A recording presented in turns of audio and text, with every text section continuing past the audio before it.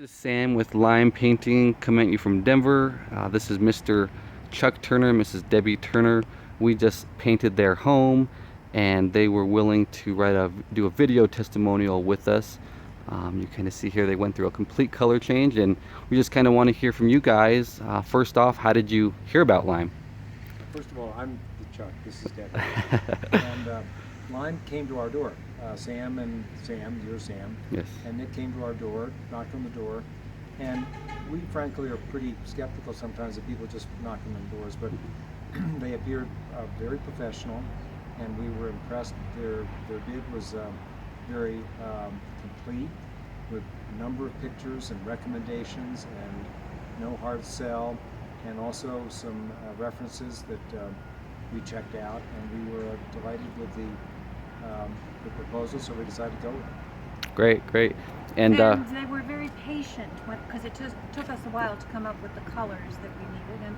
And an added bonus is that they work with a decorator who worked with us for a while to help pick out colors, which was very helpful. yeah, absolutely. Miss Meg Berry, compliments to her. And kind of speak about the color change you guys have on your house. What was it, did it look like before, and give them an idea? Oh, well, it was, first of all, probably about 5 years overdue for getting a paint job. But it was light gray and kind of a white. Mm-hmm. We went ahead and accented up there, the dark color there around the windows, all through here. But 3 new colors, is that right, Debbie? Right. Yeah. And additional things that were done were the upper, what do you call those? The fascia board right Fascia here? boards were, no, it was the bottom one, I'm sorry. Got The that fascia trim. board down here was, took that down in size to match the upper ones. Yes. And then our front door Yeah, let's take a look at that. We completely restored that. had not been touched since the original door was put in. And how old is the home? And the home is 1910. Oh, wow.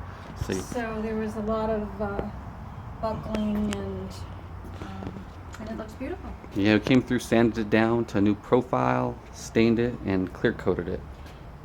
And then all we have to do is polish up the brass doorknob and it'll be there perfect. you go. And then what about the patio here? What did we tell us? What did that look like before?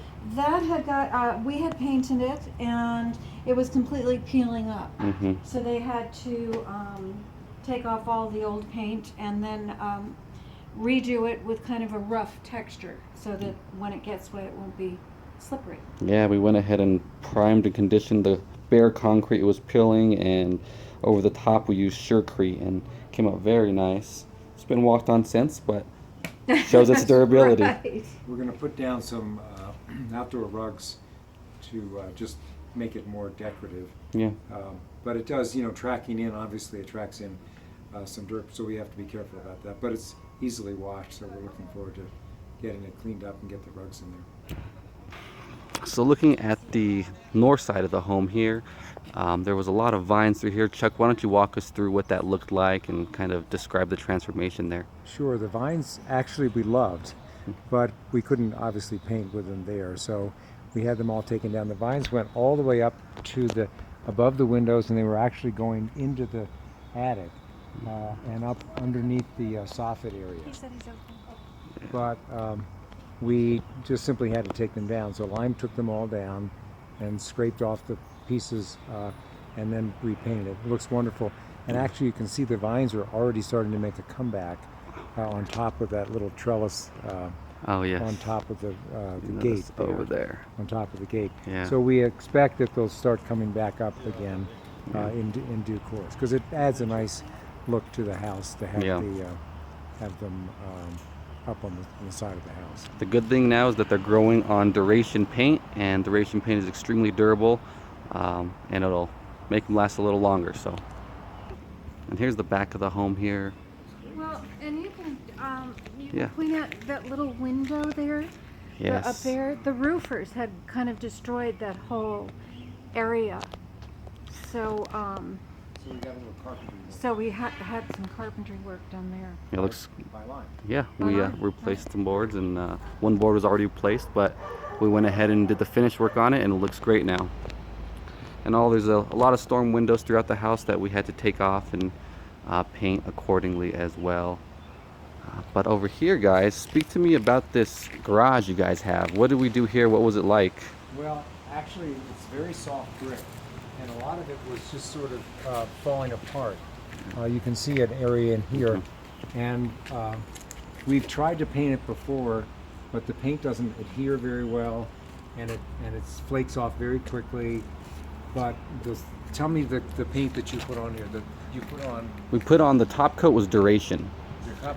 Yeah, that makes it. It appears to be much thicker. Yes. And then the paint on top.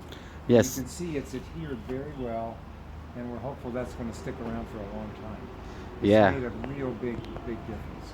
Yeah, it's night and day for sure. And we actually pre-primed the entire garage because of Chuck's point. It was extremely worn, and so we put a adhesive primer over it to give it another layer of protection, and then that allowed the new top coat, which is Duration, to go on very, very well. And we did not forget to paint that door. They were potentially going to replace that, so We're working on it. yeah. So again, the Turners, thank you so much. And I'm just going to ask one thing from you guys. On the count of 3, can we say get limed?